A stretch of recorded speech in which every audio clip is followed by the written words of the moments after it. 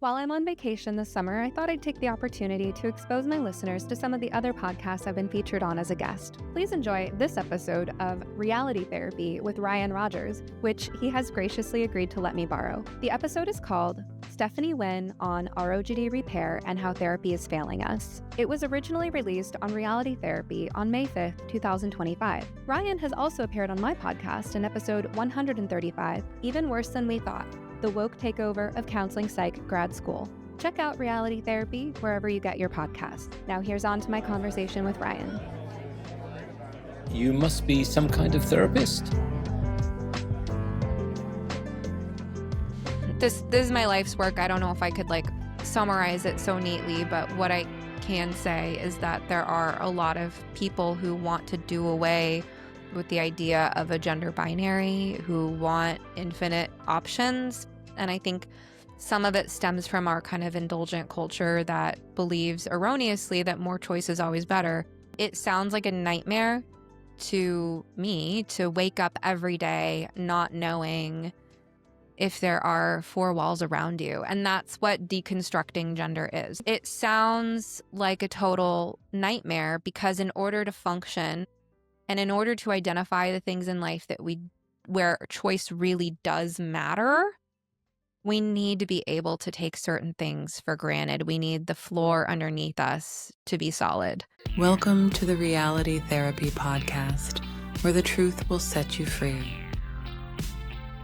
Welcome. I'm here today with Stephanie Winn, who's an LMFT, host of You Must Be Some Kind of Therapist podcast, and creator of the ROGD repair course. A personal hero of mine. I'm so glad to have you with me, so thank you for joining me. So great to be here, Ryan, and congratulations with everything that you're doing with the podcast. You've had so much going on the last several months, so many great guests. Well, I got my start coming on your podcast, actually. That's what got me started. I was happy to have you. I think you represent a pretty big part of the demographic of my podcast, like disillusioned therapists in training. Yeah. So to start off, tell me who you are, your background, where you come from. Yeah, sure. So I started my therapy career in California, did grad school there in the early 20s, followed a normal course for the early career development of a therapist, working in community mental health in California, and then in Oregon, transferring my licensure process as I moved states. Finally completing my license in 2016 with all the internship hours, the exam, and so on. I went into group practice in 2016 and then private practice in 2020. And I think a lot of what I've ended up becoming semi-famous for is what was downstream of, 2020, going into private practice at the same time as the pandemic exposed a lot of the cracks in our society. I want to go back to grad school because something that I've noticed from interviewing a number of people is people who went to grad school more than 10 years ago, it seemed like they got really good training to be a therapist. And more recent people going to grad school, it was completely different. There's almost no skills learned and complete indoctrination. What was your grad school experience like? It was really a blend of the two. I had some excellent teachers. Shout out to David Akulian. He's still my favorite teacher from my memory of what grad school was for me between 2010 and 2013. I also had, I can't remember the guy's name, but a very old school psychodynamic teacher and several excellent teachers. But I also had some misfortune right from the outset, actually. I could tell this story perhaps to illustrate what I'm talking about. So we're all familiar with the woke struggle session. My grad school experience started off with one. I can look back now and recognize that that's what it was. That's not what it felt like at the time. What it felt like was my nervous system being super activated by a very familiar feeling of being scapegoated, backed into a corner. Did you think you were doing something wrong? Absolutely. Like it was your fault? Totally, Okay. Yeah. And that's a familiar feeling for me. It goes back to childhood. Yeah. So my grad school experience started with a retreat, and during that retreat, we had several intensive classes, and one of them was this thing called a T group. Have you ever heard of a T group? It's sort of like an encounter group. It's basically you're with, I think, 12 to 15 people is how we divided up the groups, and a facilitator, and the only rules are you have to stay for the entire duration. You can only leave during scheduled breaks to go to the bathroom or whatever. And it was cumulatively many hours over several days. And you can only talk about what's happening here and now with the people in the room.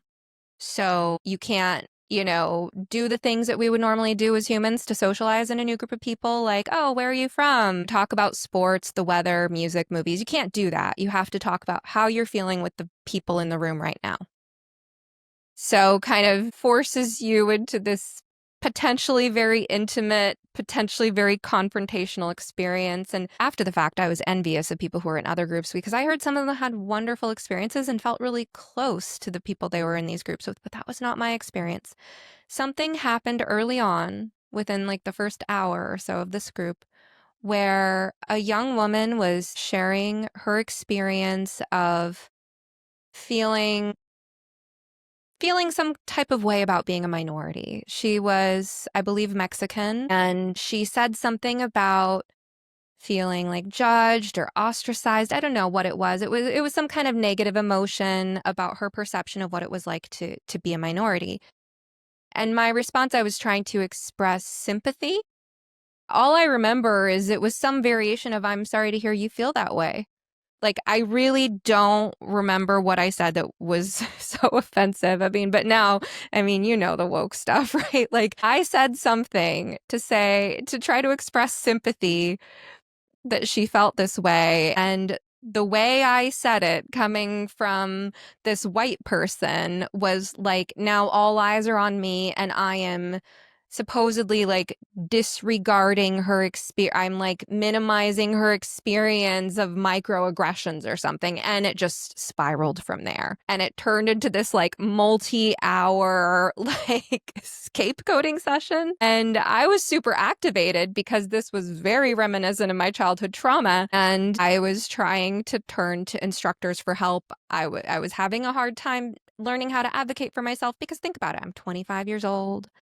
I'm just starting grad school. There's a lot of power that this experience has to me. I want my teachers to like me. I want my peers to like me. We're supposed to get off to a good start here. I want to feel confident, and so I'm turning to my teachers for help, and I don't really know exactly what my rights are. And that experience was used against me over the next several years. I had certain professors that decided in that moment that I was emotionally immature and just continued to treat me that way, and even held me back later in my education when they hadn't even seen me for like a year. This one teacher who didn't like the way I reacted in that situation later made a decision as part of a team behind closed doors to not approve me to go on to the next phase of my internship. And I hadn't even talked to him in a year. And it was all, from what I could tell, the whole process was kind of obscure to me, but it was all because of how I reacted with intense anxiety when I'm brand new in grad school. I'm trapped in a room with these 12 people and they're all looking at me calling me racist. Ryan, that was also part of grad school in 2010. Yeah. Yeah, that's just it's very familiar to me, but even it being familiar, it still seems wild. Something that I'm assuming you're kind of hinting at is like there's a certain ambiguity around it. Like the rules aren't printed anywhere. Exactly. And I would work so hard to make sure that everything I said, I was like, okay, this definitely isn't racist. It's not sexist. It's not transphobic. And then I would say something and somebody would go, well, what if the client's non-binary? Dang it. There's always something you forgot about, and it's hard to cover all your bases because there's these unknown rules. And then as soon as you slip up, oh, Stephanie's problematic for the rest of her time here. It's so hard to navigate this. And I felt like it was honestly the luck of the draw that I ended up in that group in that time. And there was at least one person in that group who was sympathetic to me. I remember he was this older, kind of quiet, mild-mannered Asian guy. And I remember him like trying to help, but just not really able to kind of overpower the group dynamics. To be fair, like, that mentality was a lot less prevalent then, like it wasn't the majority. So for example, there was someone who was in several of my classes who was like the wokest person there. She was the one to introduce the term cis and ask that we all use it. I remember all of us just kind of being like, huh? And then I do have a fun story about her. I've told this one before. Tell me if you've heard it before. But we had a class about the client therapist relationship, and she was in that class. And at one point, our teacher asked us to divide into basically LGB and straight. Not to play some identity politics BS, but for legitimate reasons, to have people of gay experience talk about things that were unique to their experience and then come back and inform us later. It really was not woke the way the teacher went about it. But this wokest member of the group tried to join the LGB club even though she was straight. She said she identified as queer, but she had a boyfriend or something, and the teacher was not having it. She was like, no, go join the rest of the straights. So that was what that was like back in 2011, 2012, something like that. And I feel like today, 3/4 of the room would be on the, alphabet soup side, right? Man, gosh, that brings up a good question. You talk about like it wasn't the majority of people that are like that one woman. If you had to guess, what percentage were like these diehard true believers, like I would kill and die for the cause, versus people who are just kind of going along with it just because that's what we do here? Oh, I mean, back then, it was when you describe the like ideological fervor of use language like diehard true believer, there wasn't a lot of that. There wasn't a lot of that in grad school. There was this one person, and yeah, I would say the rest of the people I went to grad school with, we were all like pretty progressive, but we were there to talk about psychology. It wasn't. It didn't have the vibe of. Yeah, and I mean, even like the T group experience, it was only in retrospect that I can say, oh, that was coming from some woke beliefs. Like it felt like it was hit some emotional trigger for this peer of mine, this Mexican American woman who had expressed her pain. Like I had triggered her pain. That's what we were, well, it wasn't my fault though, but like, I don't know. You said everybody was pretty progressive, and that's like just the general attitude of my program, and from what I kind of see in the industry, it's like it's assumed that you're progressive. And something I've noticed is if like in my program, if somebody wants to comment like something was off in that class, they have to qualify themselves first. They're like, listen, I'm very progressive. Like I only vote Democrat. Like I've been a Democrat for a very long time.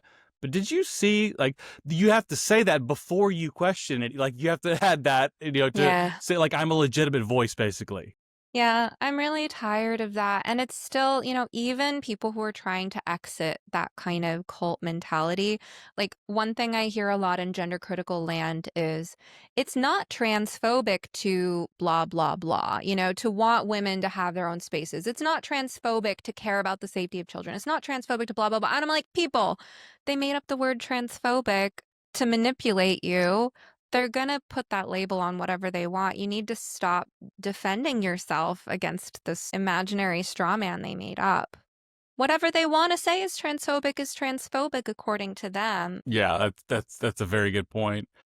So you saw a little bit of this in grad school. When did you start to say to yourself, Toto, we're not in Kansas anymore? Like something is seriously off here. With regard to the woke stuff, it was years later. I mean, that early experience really did just activate my childhood bullying shame and make me feel bad about myself. That's what that did to me. It didn't really make me question the whole thing. There were moments like, for example, in my first job in community mental health, there was a moment where an actively hallucinating young man with a shaved head who probably weighed close to 300 pounds claimed to identify as a woman and was placed in a female room. And then the actual woman that he shared that room with, who was a sexual assault survivor, ran away. Of course she did. Who could blame her, right? So there were things like that. Right, where I was not the decision maker. I was watching the office politics play out and the decisions being made. And In this case, I remember the director of the facility saying we have to respect this person's gender identity, but I couldn't tell if she had any emotion behind that. And then I remember the counselor who was responsible for the young woman, because every resident had a counselor that was their person who was accountable for them. And this counselor was advocating for her. She doesn't feel safe with men. This is a very large, imposing, obviously male person, right? So I remember stuff like that playing out and me just kind of sitting back and watching and going, wow, this is all kind of crazy. It wasn't until 2020 really that I saw a lot of the stuff unraveling. Because all through 2016, 17, 18, 19, I'm seeing more and more trans-identified patients. I'm seeing all the things that aren't being addressed. I'm seeing how they're hiding behind gender identity, but at the same time, I'm going along with this, this is what I have to do to be a good person.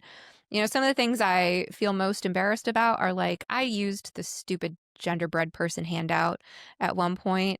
I taught trans-identified people how to use the Refuge app, which, if you don't know, is or was an app for finding gender-neutral bathrooms. I went along with it and, under this idea that it's all part of the same sort of humanistic, liberal, loving, open-minded approach, right? But meanwhile, I'm seeing all the, seeing a beautiful young woman who'd been through so much trauma, then suddenly deciding that she's trans, or, just all the young people where it's they're kind of autistic, they're gay and they don't even know it, and I'm just wow, you decided to take testosterone and get your breasts cut off before you even figured these things out about yourself. Of course, there's little alarms going off in the back of my mind, but there's also this cognitive dissonance, and that part is still sort of the unconscious part of the iceberg, if you will. In 2020, that's ideological extremism of the culture just became so intense. And I was seeing woke therapists in Facebook groups just driving each other absolutely bonkers. My story here is the wet hair story. So Yes. as one tiny example of what was going on in this group before I eventually either got kicked out of it or left, I can't remember which, but every therapist I've talked to on the outside of this cult mentality remembers what was going on in that Facebook group. Therapists in Private Practice, the biggest Facebook group for therapists in the United States, at least it was 5 years ago. But the group was run by a few woke bullies, and they would turn everything into a Facebook comment struggle session. And if you wrote something innocuous enough and then you got dogpiled and then you deleted it because you were tail between your legs trying to run away from conflict like anyone would, then that was called dirty deleting. And that was another thing that you would get shamed for. You're not allowed to delete. You must leave receipts of your sins. So there was just a lot of BS and drama in that group.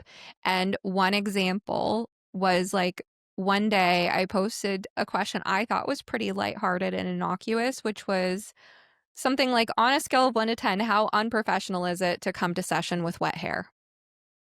Because, as you know, Ryan, I struggle with time management, and there are days that I do not leave enough time for my hair to dry. And it may not be sopping wet, but it may not be completely dry either. So, I posted this as a lighthearted question, right?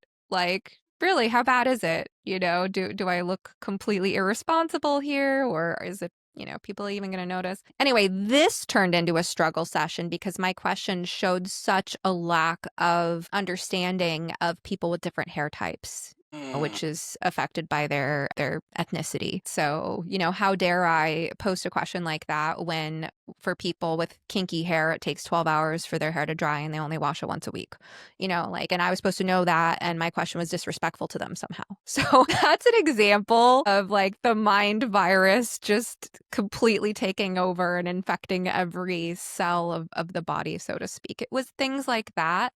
But then the tipping point for me was when I was talking to one friend. It was 2020. I was talking to one friend about the fact that another friend was attending one of these protests. And I think the cognitive Was dissonance... this a gender protest? No, it was the BLM? BLM protests of 2020. I think the cognitive dissonance for me at that point was pretty huge because I've been going along with the COVID narrative that there's this really dangerous virus and we can't step within 6 feet of each other and we have to, just live this really restricted lifestyle. And that had been going on since the winter, basically.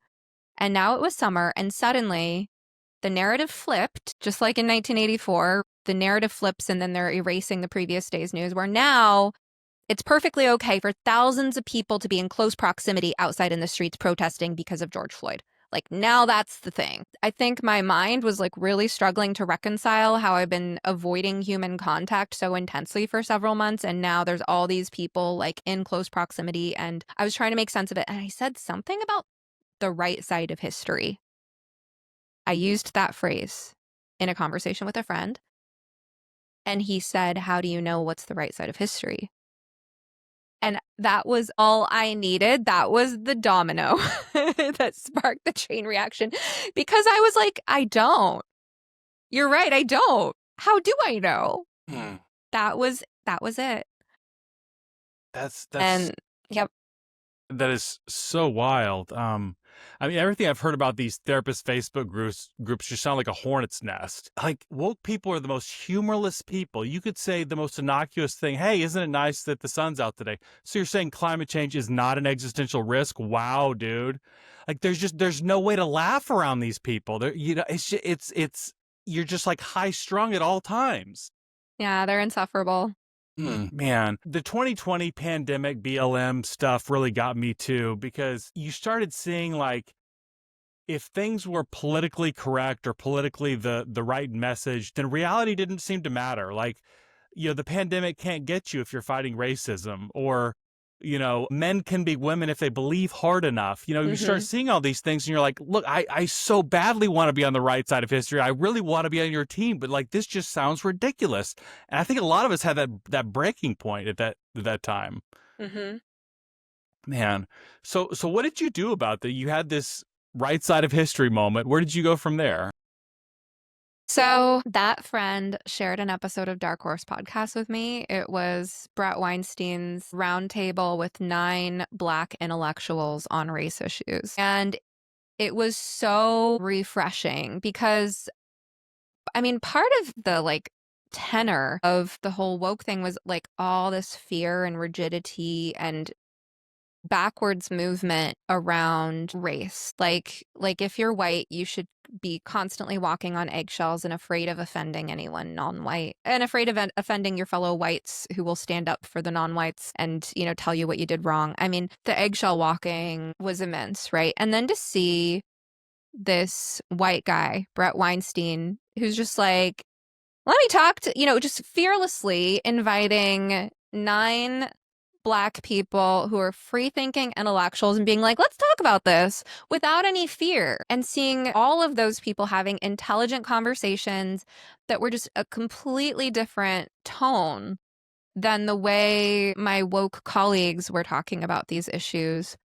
I was like, oh, there's a way out of this. There are good, smart people who don't think like that, right? And then so I learned about what happened at Evergreen. I started listening to Dark Horse. I got into a whole different algorithm. I was listening to a lot of like Coleman Hughes and John McWhorter around race. And then, then I read Abigail Schreier and Deborah So. And so like all the race stuff and all the gender stuff, like it all came tumbling down at once. And it was about 1.5 years of intensely listening to podcasts and audiobooks while doing a lot of gardening that kept me sane during the pandemic. It's really wild, and it's hard to even like figure out how to express this, but there's such a jarring difference between people like McWhorter and Coleman Hughes and Deborah So, who like they start out, their fundamental premise starting out is like, what is true? What does the evidence say? How can we figure out a better way to understand this? As opposed to, we better be very careful we don't say anything problematic. It's like, truth always takes a back seat in social justice to like, don't say anything problematic. Don't say anything that might go against the ideology or might offend people. And like, kind of when you break yourself of that, it's a whole freeing new world. Totally. So how were you received by fellow therapists when you started changing these views? Well, I mean, mind you, like so much of this is online. I didn't have a great local community in person. So pretty quickly gave up on Facebook. I mean, Facebook was becoming outdated anyway. It's, it's useful for marketplace and for theoretically it should be useful for like special interest groups. But I mean, with therapists, right? There's like therapist private practice. I mean, I will say, there are Facebook groups that are active right now for non-woke therapists, and I'm glad they exist. I'm just not really active on Facebook anymore. But I mean, I think it was like a year and a half before I got on X and Substack and then started podcasting. And, so during that in between place, I think I felt pretty isolated and felt like most of my peers were people I hadn't met, who had podcasts and wrote books. Like that's where I was getting my ideas. And that's eventually why I did become a public presence, because I wanted to engage back. So how was I received by fellow therapists? I mean, at some point I crossed too many lines in the woke Facebook groups and got kicked out of them. And then of course, pretty early into my foray into the public eye, because it was like September 2021 is when I joined then Twitter, now X. And I started Substack around that same time. That blog has now migrated to my website, which I kind of regret.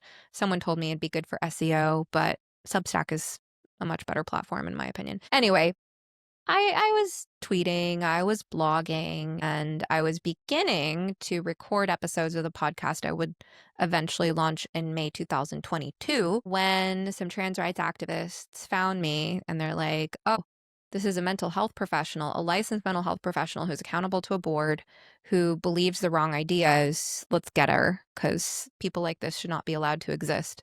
It's funny, there's a lot of projection. Trans people, you're telling us that we should not exist. It's like, well, you're telling people like me that we should not exist, right? And I mean, that's what they use to create a false consensus, right? They'll say all these boards and all these people agree, blah, blah, blah. Well, part of the reason they're able to make it look that way is because they punish the people who disagree, because you're not allowed to have different opinions on these things as a professional, especially. So, I mean, before I could even launch my podcast, I was, notified that my licensing board had received complaints about me. I actually did get ahead of the issue because there were so many trans rights activists online telling me that they were reporting me to my licensing board in December of 2021. That I wrote to my licensing board that same month. And I was like, look, you're going to be receiving some complaints about me from these online activists. Here's what they're saying. Here's what I've actually said and not said. Here's what I believe about this issue. Here's why I believe it's appropriate to express these things as a professional. I got ahead of the issue. And if I do say so myself, I think my way of communicating with the board did ultimately help me, because when they did notify me about the complaints in April of 2022, that's when I got the notice, right before I launched my podcast. Timing worked out that way. Crazy time in my life. I was also had just moved, was coming down with chronic illness. The house I'd moved out of was getting robbed. Like all these things were happening in one very short span of time, but I was determined to launch my podcast anyway. So of course, episode 11 of my podcast is me telling Helen Joyce the story of what happened with the licensing board complaints. Sorry, where was I going? It was all happening at once. Yeah, I guess, how you were received in your field. I want to just thank you for being such a pioneer in what you're doing, speaking out, because I had people like you to look to as an example for me personally. And when somebody reported me to the dean for hate speech, and then I had to go meet with the director, you were one of the first people that I reached out to. And I thank you for your guidance on that. And, for me to look at you in your perspective, I don't know did you have someone to look to say, okay, this is my example of how to go about this? Not really. I mean, I do have an incredibly supportive fiance. We're finally getting married. Soon enough, I'll be able to call him my husband. The wedding's very soon. But I mean, he's been in it for a while with me, and he's just always been there for me. And the thing is, he's been following my lead. I'm the one who's really intellectually driven. He's more of a dreamer. He's whimsical. He's creative, and he's definitely interested in culture. But I have been on this journey. The support that he's provided me just by loving me is what's allowed me to intellectually flourish and pursue my interests and find my courage. But that's all me. And I remember when my Facebook friends were attacking me. There's this one woke Facebook friend I was clashing with in 2020, and he said something like, "Must be that boyfriend of yours," or something like that. And I was like, "And you call yourself a feminist? You're assuming that my intellectual ideas must be coming from a man." It's just the hypocrisy is wild to me. But I mean, what I can say, I had a really supportive partner who just follows my lead, trusts my instincts, will support my exploration, wouldn't make the same choices himself, like wouldn't want to put his head on the chopping block. But, so there's that. And then I didn't even know, like, it was already recording episodes of my podcast when one of my guests told me about Gender: A Wider Lens podcast. I didn't know that there were therapists talking publicly about this issue. I thought I was the only one. So, I mean, I think GenSpect was just forming at that time. Therapy First, was then called Gender Exploratory Therapy Association. They were just forming at that time. I think the communication was a little haphazard. I wouldn't say that those people were like available to me as supports. I think they have a better structure now for maybe supporting new people, but I wouldn't say that structure was like there for me when it was happening to me. There were like random people, and one of them has asked not to be named, but like I will say someone who is very well respected in the field of like concerned professionals reached out to me, had some helpful chats. Like it was like here and there. It was kind of random. Mostly it was people thanking me from kind of the other side of themselves being anonymous and, sort of like you saying, "Oh, thank you for leading the way." I'm like, "I'm leading? Me? I'm in charge now?" Okay. Because I mean, it really affected my nervous system. I mean, like I said, this was 3 years ago now, spring 2022. I moved, got burglarized, came down with long COVID, launched a podcast, and was under investigation by my licensing board all at the same time. I'm still recovering. Yeah, I imagine. Man. So I was hoping we could get more into the you've got this. Sorry, Ryan. I'm sorry. You cut out for a moment. The last thing I heard was "I imagine." Oh, sorry. So you created this ROGD repair course, and I'm wondering if you could tell me like because you were at least somewhat on board with it, which I mean you're talking about handing out genderbread material, which I understand because if you're a therapist, you can't possibly like pour over all the literature and be an expert on everything, and so you have to say what are best practices, and best practices for all the major medical and psychological organizations were saying like child gender transition is good. How is your thought shaped around this issue? Gosh, I mean, I think there's like I'm sure you're going to have to edit this because it's going to take me a while to find my words. You're good. I've lost a lot of respect for credentialism. Like I think as a therapist, you spend all this time in grad school and, then jumping through these hoops after grad school, there's this like real kind of like sense of like official credentialing bodies and, what you have to do to become a respected member of the community. And there's so much pseudoscience and there's so much BS. Like in my mind, everything I learned in my ethics class that you need to watch out for and everything I've, in every ethics training since then, like every violation that you can imagine with a few exceptions really pales in comparison to this whole gender affirmation thing. I mean, yeah, in grad school, we are warned up the wazoo, do not sleep with your patients. That is the number one way people lose their licenses, and for good reason.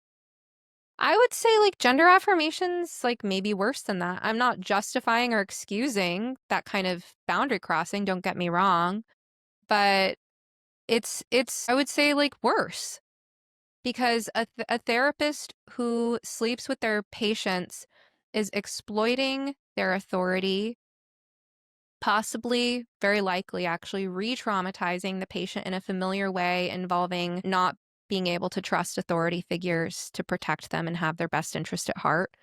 right? There's a lot of like re-traumatization that can occur when a therapist crosses that boundary with a patient and exploits the patient's vulnerability. But at least the patient walks away physically intact from that experience. And then the healing that needs to take place from there is psychological healing, right? Whereas the boundary violation that occurs when a therapist encourages a patient to attempt to so-called change their gender creates lifelong physical scars, in addition to all of those same elements of a therapist sleeping with their patient. Because when a therapist sleeps with their patient, it's a misuse of authority, it's a boundary violation, it's a power dynamics issue. It's all the same things. I mean, therapists encouraging patients to change their gender is like sexual abuse. It literally is like sexual abuse because it physically damages people's sexual organs. We seem to all be on the same page when we say, like, a therapist should not, I'm going to use crass language here, so bear with me. A therapist should not stimulate the genitalia of their clients. Like, that makes perfect sense. No one questions that. We're just all on board with that. But if you say, well, a therapist should not advocate for the removal of that genitalia, suddenly that becomes a controversial position to take. I don't understand that. Again, I don't want anyone to misconstrue this as me downplaying the wrongness of a therapist violating a sexual boundary with their patient, including, of course, with the patient's consent. I don't want anyone to construe me as downplaying that. But again, when you describe it as therapists stimulating the genitalia of a patient, again, the genitalia remain physically intact after that stimulation. There's no damage that has occurred to the nerves and the skin and the endocrine balance. So, I think all of this was in response to a question you'd asked about, like, something about my feelings toward the profession. How did your thinking on this issue evolve, I guess? How did my thinking... You went from handing out genderbread material to, like, leading this ROGD repair course. I mean, honestly, there were some very particular patients. Of course, I'm not going to describe anything about those individuals, but there were some very particular individuals I worked with where, because I'd seen people in the ideation stage of like thinking they might be trans, but not acting on it, like very early on. And then I'd seen people like post-transition, whatever that means, like women on testosterone for several years before they'd come to me, breasts already removed, and so on. But it was part of what piqued me during that whole 2020 thing of everything falling apart was also working with patients as they were progressing through the identity and moving toward medicalization. That really opened my eyes because I think I didn't realize how serious it was until I'm, talking to my patient and they're like scheduling surgeries and I'm like, gosh, this is very, very real, So that was part of it. And then I think honestly, just common sense. There's a lot more resources today than there were 5 years ago. I'm not downplaying the work that people were doing to create the resources that were available 4 and 5 years ago. I wasn't even aware what all those resources were. But a lot of it was honestly just giving myself permission to be a free-thinking individual with common sense, to be somebody who cares about health and knows a thing or two about hormones. I'm a woman who's very sensitive to my own hormonal fluctuations. I'm one of these women who's had a terrible reaction whenever I've tried something like hormonal birth control, for example.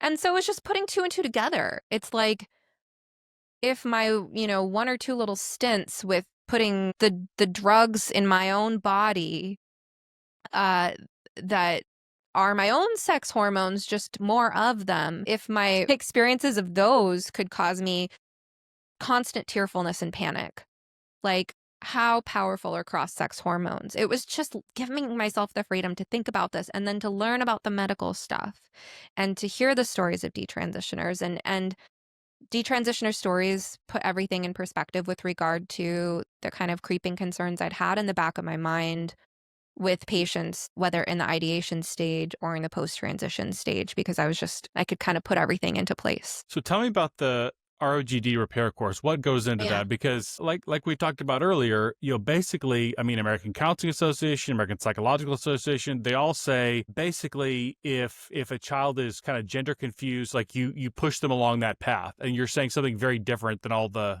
major experts. Well, So I've been doing this for a few years, having a public presence, a blog, a podcast. I was featured in a film. I then represented that film to the media. So, I've been out there. And that film, by the way, is No Way Back, The Reality of Gender-Affirming Care. Great film, nowaybackfilm.com. So I've been out there. People have sought me out. Right. And so parents of trans identified youth started seeking me out. At first, I was turning them away, thinking they were looking for therapy and, oh, okay, I'm not licensed to provide therapy in their state.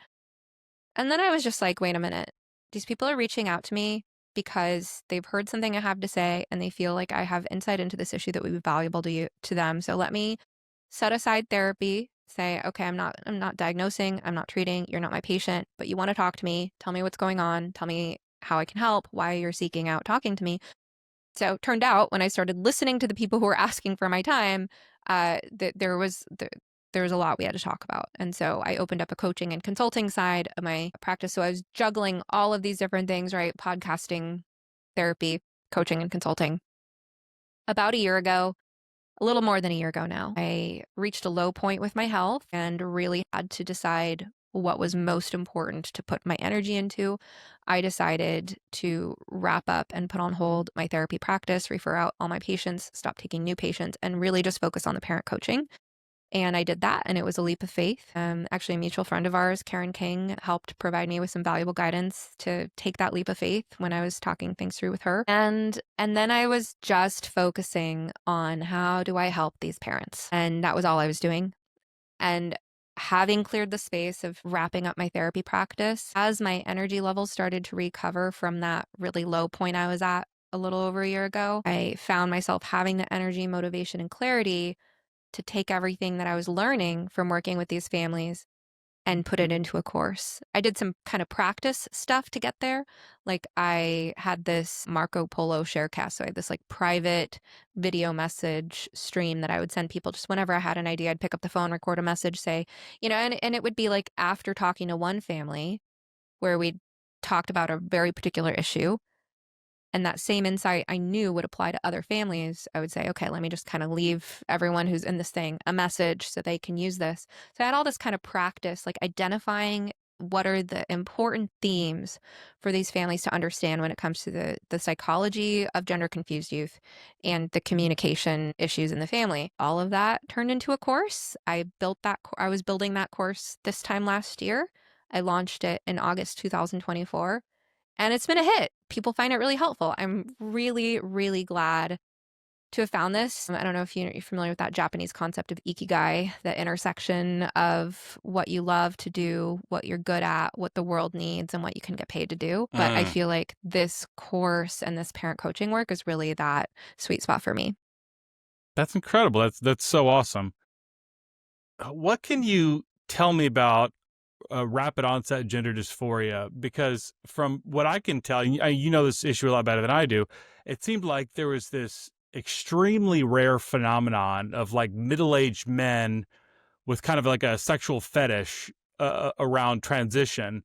And then all of a sudden there's this explosion of like teens and earlier.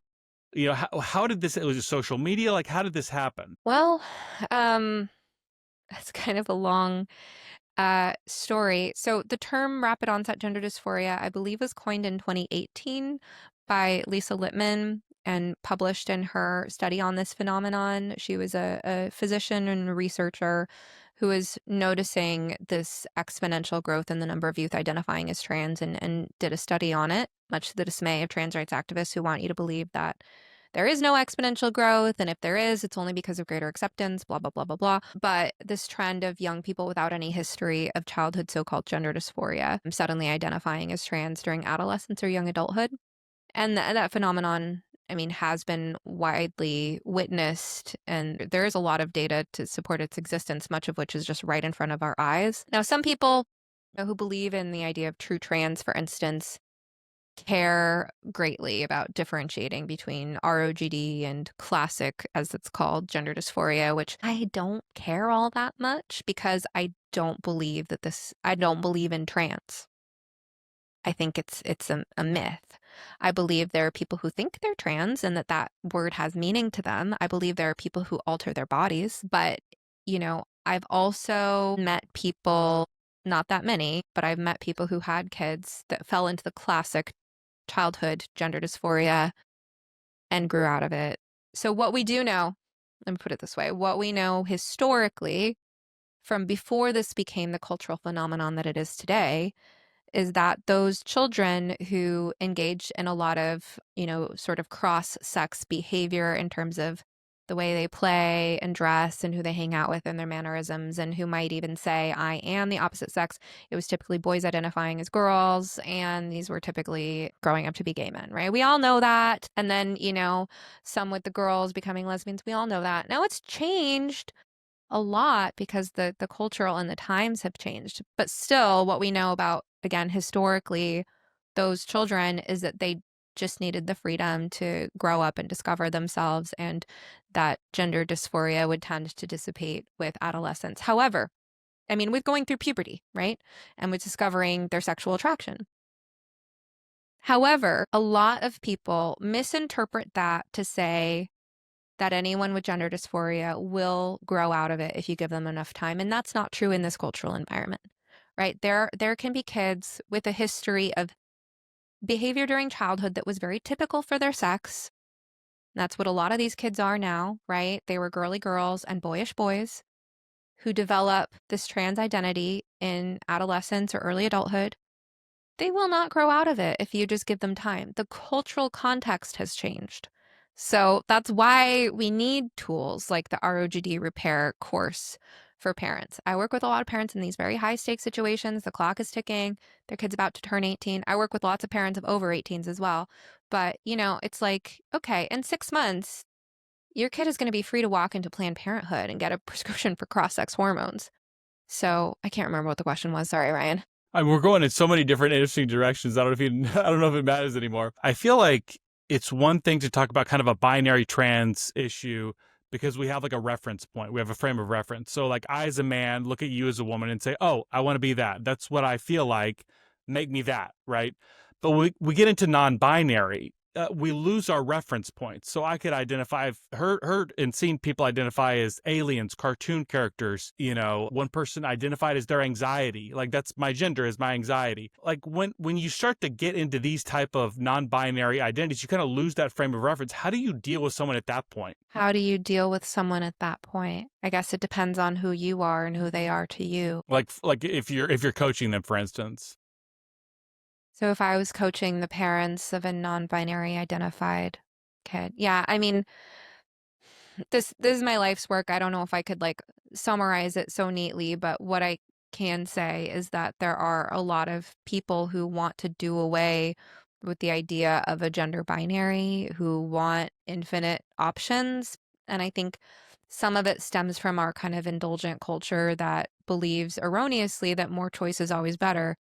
We know that's not true when it comes to happiness. That's why you feel happier shopping at Trader Joe's than Safeway, because Trader Joe's gives you 2 options for a particular type of product and Safeway gives you 20. So, the paradox of choice is real. It's a well-documented, well-understood phenomenon. It sounds like a nightmare to me to wake up every day not knowing if there are 4 walls around you. And that's what deconstructing gender is. The idea of being gender fluid, for instance. I had just this past week, one of the parents I work with sent me a PowerPoint presentation that their child had made introducing the idea of gender fluidity. It sounds like a total nightmare because in order to function and in order to identify the things in life where choice really does matter, we need to be able to take certain things for granted. We need the floor underneath us to be solid. Sex is fixed. It's fixed at conception. Everything in your life is downstream. To be able to make other decisions freely, you need to accept that which cannot change as a fixed point in your life so that you can identify the things in life that are truly fluid.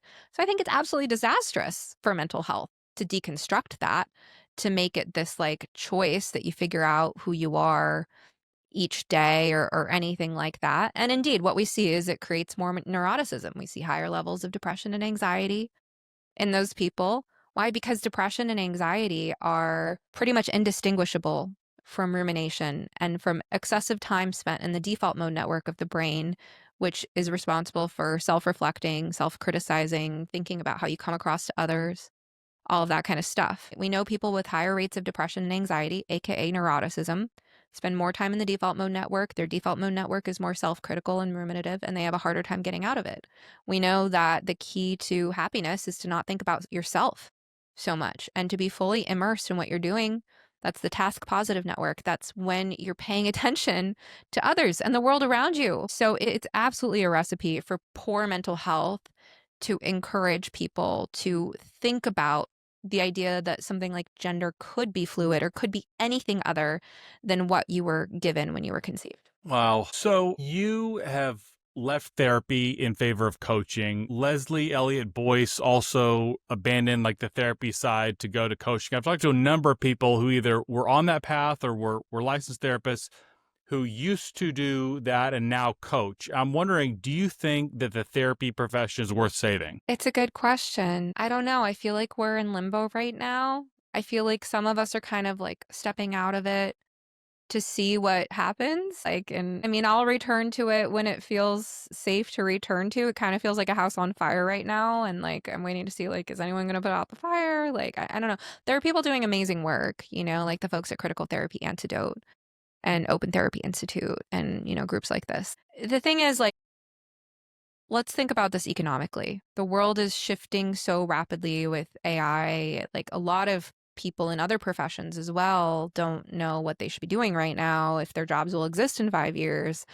Coaching is viable as a profession when there's something that you're really good at and known for. That's how I got into it. I had a public presence. People heard what I had to say on a particular issue. They felt like I was the right person to talk to about that issue, and they reached out to me. You can't just not have any public expertise and put yourself out there as a coach and expect to make a living that way.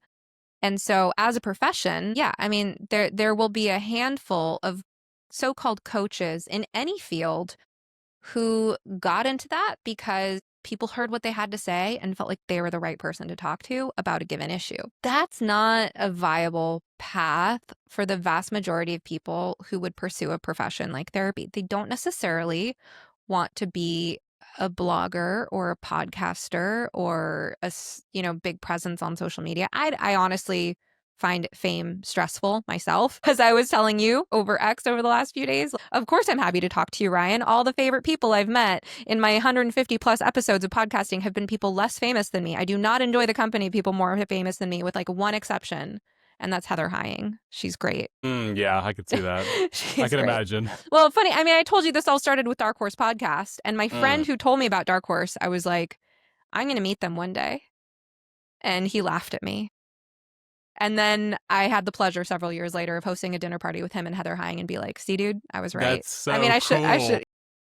Anyway, I'm sure Heather, I'm sure she's not the only exception of someone who's technically more famous than me that I have met in the last few years who I still respect and admire. My point is, most therapists don't want to be you or me. They don't want a podcast. They just want to do therapy. They might want to live a quiet, private life. They might want to create steady income stream for their family without everything that comes with having this public presence. And so are they going to make a living doing coaching? I don't think so. Why would anybody pick them as a coach if they don't know who they are or what they're, you want a therapist who's gone through jumped through some hoops, proved themselves to some accrediting body, because you want to be able to count on a minimum standard of competence, same as you would with any other professional. And so what are we going to do about all the people who are good at this work and feeling really burned out? Like, I would say, like, some of my personal friends fall into this category. Like, I went for a walk this weekend with a friend who's this kind of person. Doesn't want a public life, just wants to feed her family and do meaningful work. She's a good therapist, but she's so burned out because of the nature of the field and how that affects the types of clients that are looking for therapy and what their expectations are in therapy. So, what about all the people like her who just want to do good, meaningful work and just want to help people identify the beliefs that are getting in their way of being happy and healthy and what happens when those beliefs are tied into people's identities? I don't know what we're going to do for all of those therapists who have these gifts to offer the world. And I don't know what we're going to do for all the disillusioned people who could really use therapists like that, but who've lost trust in our profession because of therapists like the ones who bullied me over the wet hair issue. So coaching is not a viable option for most people. Most people who think I want to make a living out of helping people talk through their mental and emotional issues, like that's not a viable option. So therapy, especially since you can bill insurance, is if you have some kind of license, that makes the most sense for most people. But as you and I have talked about quite a bit, there's a lot of issues in our field. How would you, this is like a ridiculously big question, how would you start to begin to fix the therapy profession? How would I, you mean if I was like queen for a day, right? If you have like a magic wand, you're queen, Uh-huh. empress of the universe. Oh, okay. Wow, that's a big title. How would I begin to fix the profession? I don't know. There are so many people in the profession now who are really attached to dogmatic beliefs, but I think we're going to have to change the standards, right? So, like, for example, you would think it should go without saying that, like, racism has no place in therapy, for example, right? But there's a lot of like anti-white racism that's very prevalent, and that I think there are therapists out there with clearly like anti-white biases who get away with that and who can post it on social media and can say things to their clients that are really inappropriate. We have a solution for that, though. You just say that bias against white people is not racism. Then you solve that. Mm-hmm. Sorry, go ahead. Right. Well, when I'm empress, those are reportable offenses, right? We're changing the standards. We're shifting the ethos so that, you can't be in the profession and publicly or professionally hold those types of beliefs. What we're going to do with the whole gender thing. Oh man, like there's a lot of debate over this in gender critical circles. Like a lot of people they want to see blood, they want to see heads roll. I understand, right? Like they want to see people in jail. They want to see people at least lose their licenses. I think that it's a really complicated question. Who should actually face some kind of professional discipline for their part in this? Because there's so many people who've just been going along with this, right? Like, how do you identify who's guilty? Would I be found liable for my role if we suddenly change the standards so that we collectively agree that what we did was wrong? And then if we look to punish people who went along with it, would I be punished for the fact that I went along with it for a time? What do you have to do to repent for your sins here? I don't know. I really don't know, because I mean, I want to find ways forward that value the things I value, like, forgiveness and redemption and renewal. And like you probably saw my ex post the other day where I was like, here's an idea. Let's declare June Humility Month and go out in the streets saying, we're so sorry. We made a really big mistake. We were wrong about gender affirmation. Please forgive us. Please join us. It's okay to admit you were wrong. Like, there needs to be, I just feel like that type of, remorse is not a popular thing in our culture right now. Like even news outlets that should be leading the way, demonstrating professionally what it looks like for, a reputed institution to take accountability for their wrongs. Like you see news outlets changing their story as they're going with whatever way the wind is blowing. But how often do you see them say, we ourselves were wrong? We published misinformation, or we were bullied into submission and afraid to stand up for what we thought was right. Right. So if like it's not popular in the media, and if we live in a time where we're also afraid of each other, that we're afraid that, any admission of guilt or weakness, remorse, humility will be weaponized against us. How do we create a culture that's going to allow people to do better on this issue? I don't know. I think people like you deserve a lot more grace. If you're just saying, okay, what are best practices? Here's this handout that I'm told is most useful, versus people like WPath who knew what they were doing. They knew the harm that they were causing and they kept pushing it anyway. I feel like that those two categories have to be treated very differently. Fair. WPath's not a person, though. Well, Marcy Bowers is a person. And There you go. A lot of people working there are people who were actively involved in suppressing evidence. Yep, fair. Okay. Last question for you. When you think of society more broadly, what is one issue that we're not talking about enough that we should be talking about more? I'm going to answer that in sort of a sideways way, because I don't think it's about what we're talking about. I think it's about what we're doing. We need to be having more fun, like good, clean, family-friendly, wholesome fun. We need to be socializing and like creating culture.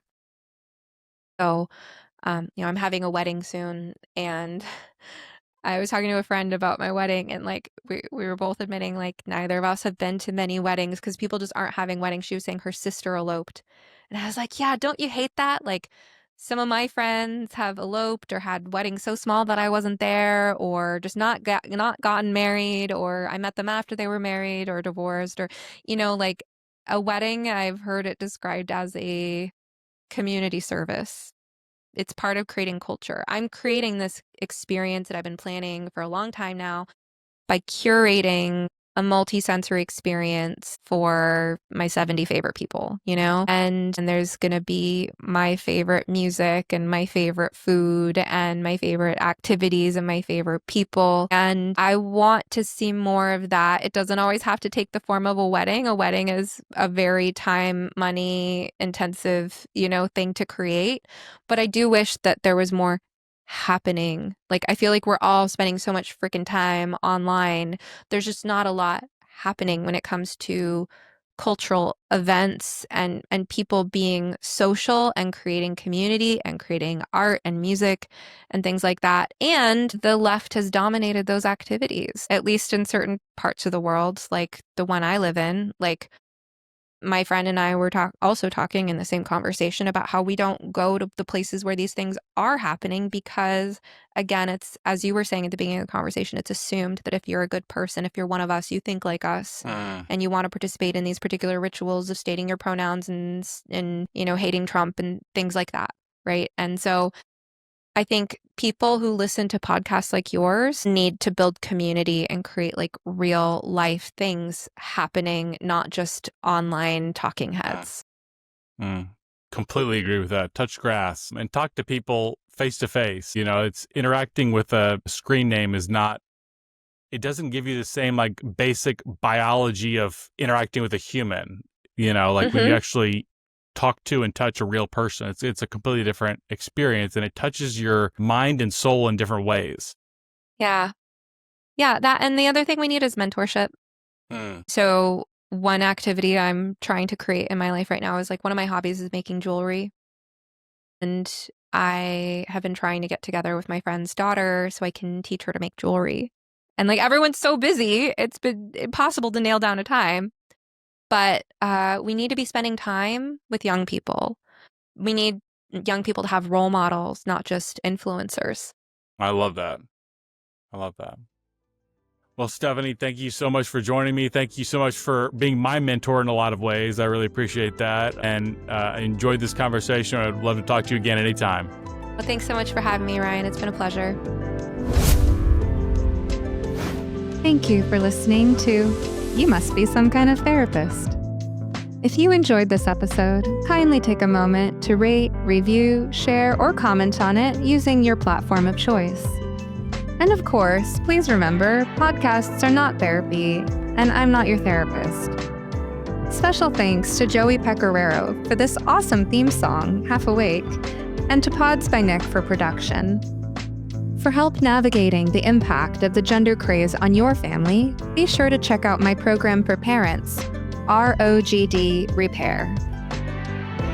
Any resource you heard mentioned on this show, plus how to get in touch with me, can all be found in the notes and links below. Rain or shine, I hope you will step outside to breathe the air today. In the words of Max Ehrmann, with all its sham, drudgery, and broken dreams, it is still a beautiful world.